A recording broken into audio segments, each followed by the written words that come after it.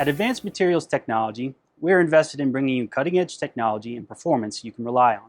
We recognize that this capillary column looks, feels, and acts differently than standard analytical columns that you may be familiar with. For this reason, we would like to provide you with this how-to video to ensure you get the most out of your capillary column. First things first, let's get the column out of the box. Each of our columns is individually tested to ensure they meet quality standards before they leave AMT. We take great care to make sure you receive the performance you count on each and every time. To remove the column, carefully grab onto one of the end fittings and pull straight up.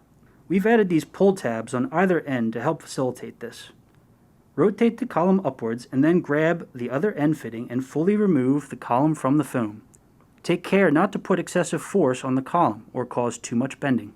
Your capillary column is comprised of two end fittings and a peak sill tube. The tube itself is glass lined. As you might expect, it is fragile and easily damaged. To help reinforce the column, the tube is lined with PEEK. This PEEK makes the tube more durable, but not indestructible. In general, extra care is required when handling these columns in comparison to their stainless steel counterparts. On either side of your column, you have two 16th-inch ports. These ports work well with most fittings. However, we have seen best results with face sealing fittings as opposed to traditional ferrule type fittings. If your system is designed around 32nd inch tubing, we offer adapters. Although each of the end fittings on your column will come apart, they are shipped from AMT under the proper torque to ensure efficiency.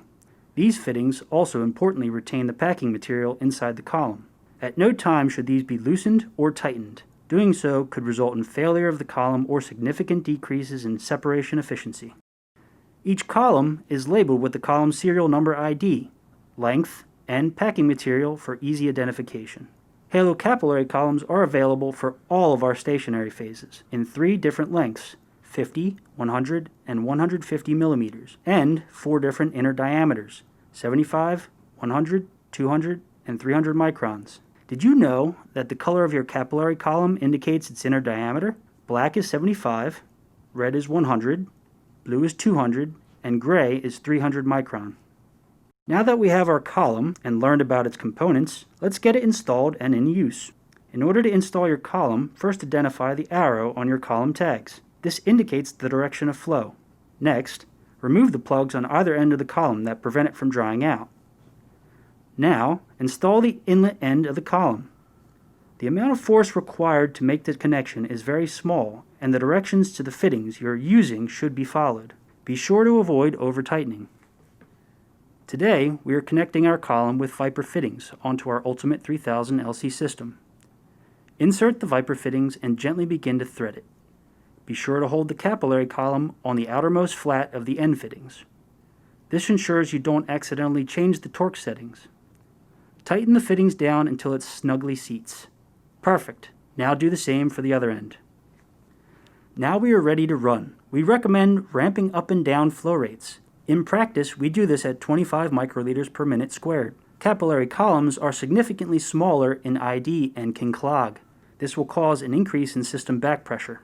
Due to the delicate nature of your column, we do not recommend back flushing, as it could cause irreversible damage. To help lengthen the life of your column, you may consider developing a method with a trap system prior to your separation.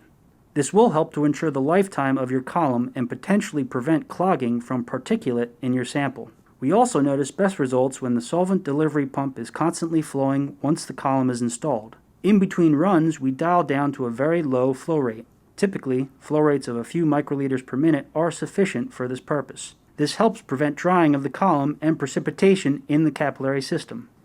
When it is time to remove the column, first flush with an appropriate storage solvent as indicated on your care and use sheet. To remove the column, we want to ensure we do not manipulate the end fittings in a way that the torque is disturbed. Hold the outermost flat on your column, beginning with the outlet end, and slowly remove the end fitting.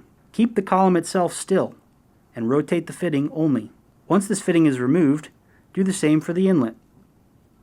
It is important not to create torque on the column to maintain the structural integrity of the peak sill tube, as well as to prevent altering the set end fittings. Reinstall the column plugs to prevent drying, and reinsert your column into the box, where it will be ready for the next use. We hope that this instructional video has helped you better understand your capillary column and how to handle it effectively. We thank you for choosing Halo columns from Advanced Materials Technology.